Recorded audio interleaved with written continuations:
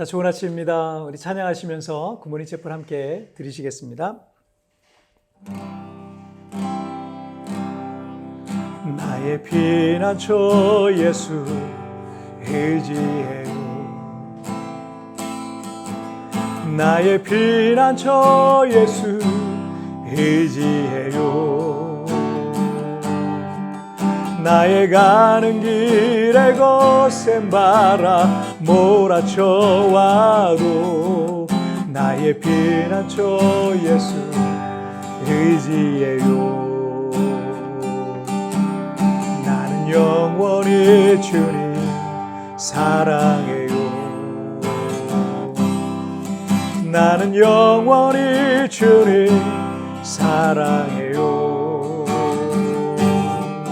세상 어떤 것도 나의 사랑 끊을 수 없네. 나는 영원히 주님 사랑해요. 아바 아버지 나를 사랑하시니 나의 모든 것 주께 드려요. 아바 아버지 내가 여기 있으니 주님 영광 위하여 써주세요. 나의 피난처 예수 의지해요. 나의 피난처 예수 의지해요. 나의 가는 길에 거센 바람 몰아쳐와도 나의 피난처 예수 의지해요. 아바 아버지 나를 사랑하시니 나의 모든 것 주께 드려요. 아바 아버지 내가 여기 있으니 주님 교회 위하여 써주세요. 아바 아버지 나를 사랑하시니 나의 모든 것 주께 드려요. 아바 아버지 내가 여기 있으니 주님 나라 위하여 써주세요. 아멘. 자, 우리 기도하시겠습니다. 하나님 아버지 감사합니다. 오늘도 굿모닝 채플로 오늘 하루를 시작하게 하시니 감사합니다. 이 채플을 통해서 매일매일 하루를 살아갈 용기와 힘과 믿음을 더하여 주옵소서. 정말 가난한 자 같으나 부유한 자 되게 하여 주시고 약한 자 같으나 강한 자처럼 그렇게 날마다 하나님 앞에 믿음으로 살아갈 수 있도록 은혜 베풀어 주옵소서. 이 시간도 우리 주님께서 이 자리에 함께 하심을 믿사오며 예수님의 이름으로 기도하옵나이다. 아멘. 자, 오늘 우리에게 주신 하나님 말씀은 잠언 24장 16절 말씀 제가 개역개정 성경으로 봉독해 올리도록 하겠습니다. 대저 의인은 7번 넘어질지라도 다시 일어나려니와 악인은 재앙으로 말미암아 엎드러지느니라. 아멘. 자, 오늘은 굿모닝 채플 라이즈 업 시리즈 오늘 두 번째 시간입니다. 2014년까지 37명의 노벨상 수상자를 배출한 미국의 명문 사례비인 이 존스 호스킨 대학에서 1957년에 흥미로운 실험 하나가 진행되었습니다. 연구 책임자였던 이 존 리터 교수는 이 길고 투명한 유리병에 실험용 쥐 한 마리를 넣었어요. 그리고 이 쥐가 있는 그 안에 천천히 물을 붓기 시작했습니다. 유리병은 미끄럽죠. 그러니까 그 병에서 이 쥐가 빠져나올 수가 없는 거예요. 쥐가 생존하기 위해서는 계속 네 발을 허우적거리면서 헤엄치는 방법 외에는 없었습니다.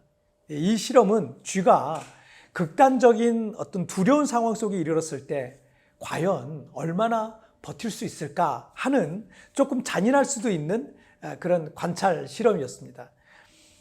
쥐가 이 생존하기 위에서는 계속 움직여야 되잖아요.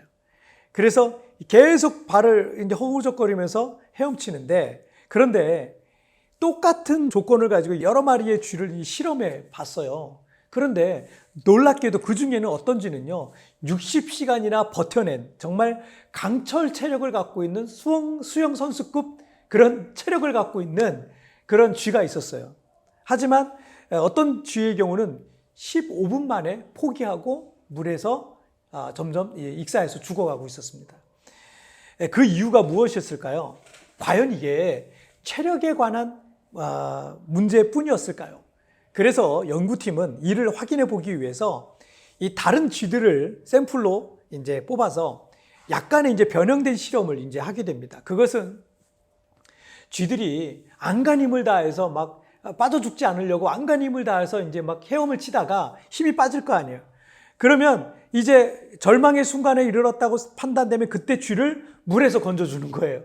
좀 이제 정신 차리고 나면 또 물에 넣어주는 거예요. 그러다가 또 막 죽을 것 같으면 또 건져주는 거예요. 그 절차를 몇 차례 반복을 합니다.